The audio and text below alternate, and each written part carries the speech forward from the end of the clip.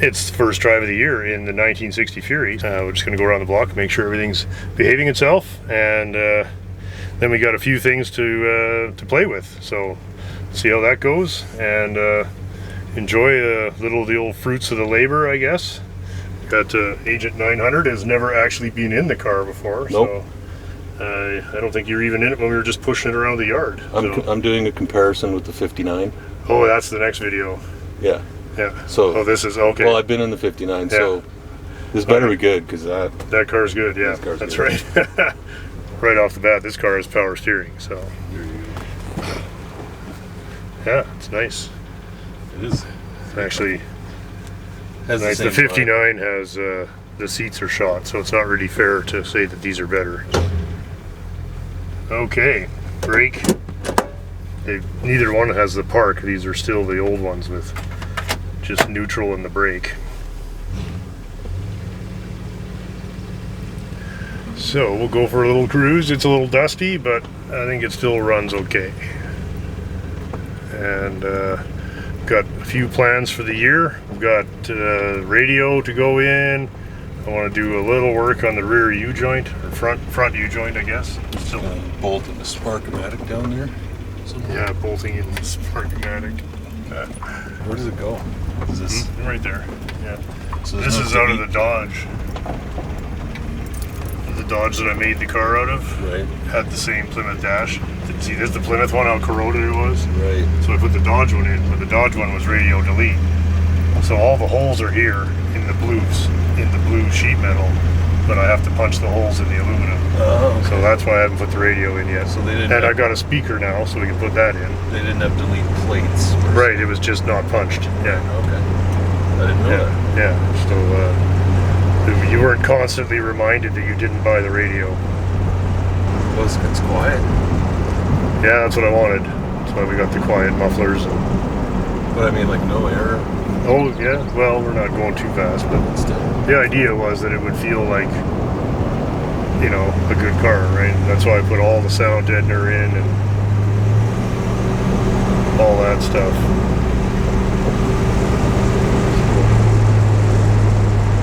And all the gauges are working. Well, that's good. Maybe we should go get some gas.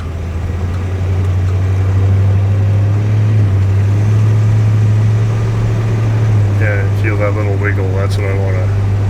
Front U-joint has to be worked on a bit more. So I think I know what to do, but we got to do it. So anyway, first time it started right up, right? We didn't hardly have to do anything. Just got in, turned the key, and now we're out driving. So not bad. It's one of those things. It's kind of weird that the thing was a project for so long. It doesn't even kind of walk right by it, forgetting that you could actually drive it if you wanted it to, you know. Stay tuned for Saturday on the road test of the 1973 F100. We've got that almost all edited up, and the saga of the 20 years off and on progress on the truck. So I hope you guys enjoy that. We even got lots of pictures of it that we took. Well, you'll tell how long ago the pictures were taken by the quality of the camera I was using at the time.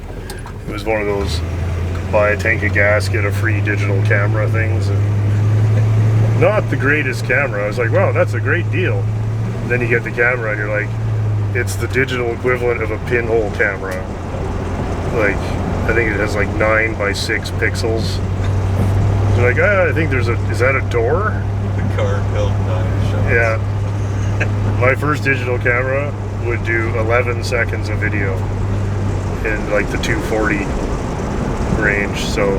But I remember thinking that was amazing. Oh yeah, I'm like, it makes a little movie, oh my god. Yeah. But, I'll just go this way.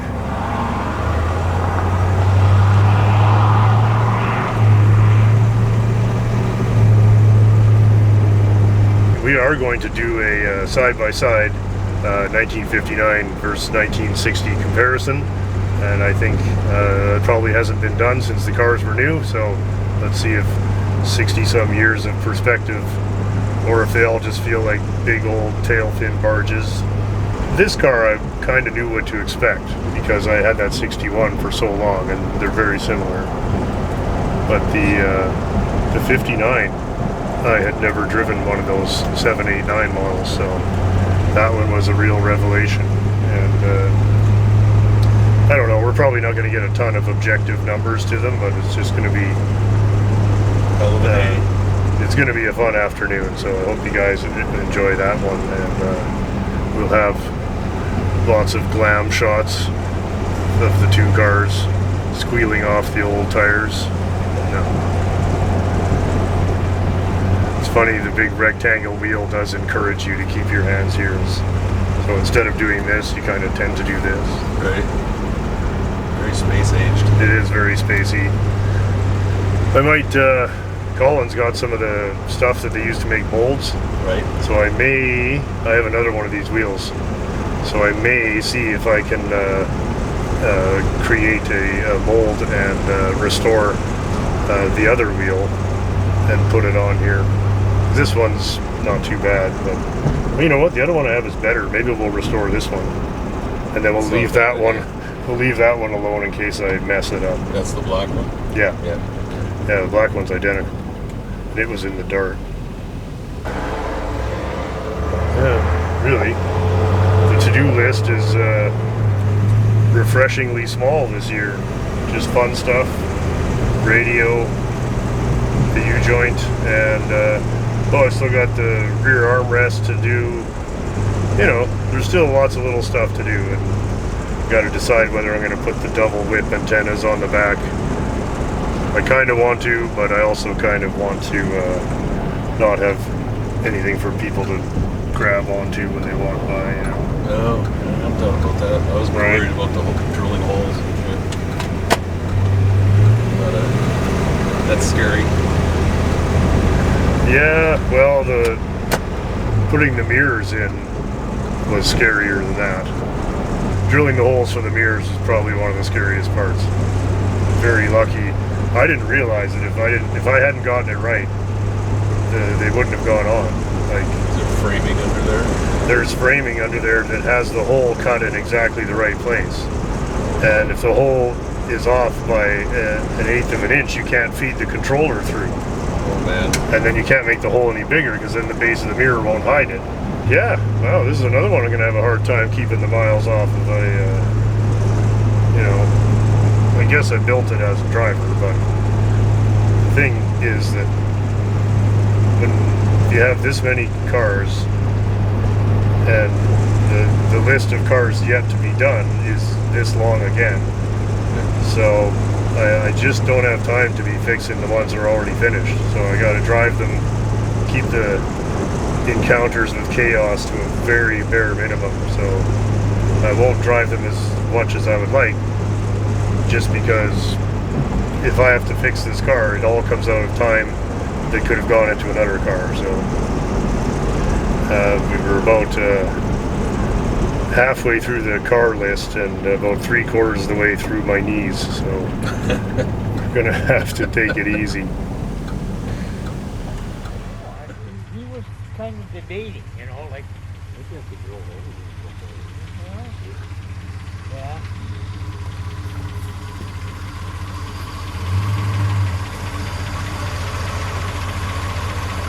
It's a regular Same old shit.